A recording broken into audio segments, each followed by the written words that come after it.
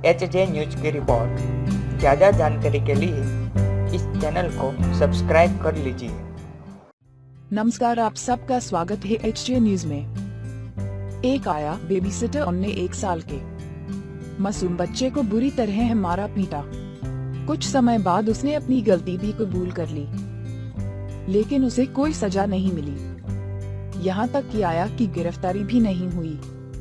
यह मामला है अमेरिका के ओरेगॉन का। नाराज पेरेंट्स ने सोशल मीडिया पर अभियान चलाया।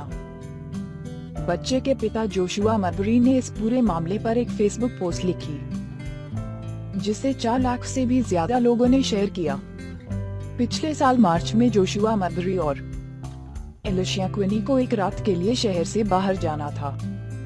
उन्होंने अपने 1 साल के बेटे जेकब को एक आया की देखरेख में छोड़ दिया, लेकिन अगले दिन जब वे लौटे तो जेकब की हालत देखकर उनके होश उड़ गए। वह अपने बेडरूम में दर्द से तड़पते हुए बुरी तरह रो रहा था। उसके चेहरे समेत सारे शरीर पर मारपीट का निशान थे। यहाँ तक कि उसके गाल पर पंजे की छाप भी पड़ी हुई थी।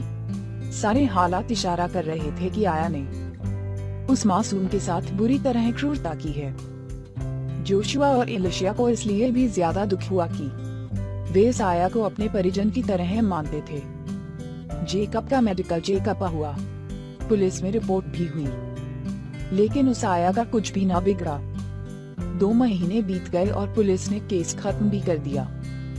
जब जोशुआ को वजह पता चली तो उनका खून खौल उठा। दरअसल ओरेगॉन चाइल्ड एब्यूज एक्ट 2012 में यह प्रावधान है कि बच्चे के साथ किसी भी तरह की बदसलूकी के मामले में ठोस सबूत होने चाहिए।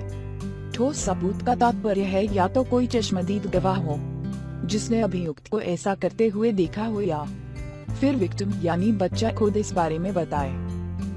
जेकब के मामले में ये दोनों ही बातें मुमकिन नहीं थी। जब उसके साथ बुरी तरह मारपीट की गई, उस समय वहाँ और कोई नहीं था। दूसरी तरफ 1 साल के जेकब को दर्द तो हो रहा था, पर वह इस बारे में कुछ बोल नहीं सकता था। इसका नतीजा यह हुआ कि आया को कोई सजा नहीं हुई। यहाँ तक कि उसे पुलिस हिरासत में भी नहीं लिया गया और मामला बंद कर दिया गया। जोशुआ का कहना है कि आया ने अपना अपराध मान लिया था, इसके बावजूद उसके खिलाफ कोई एक्शन नहीं लिया गया।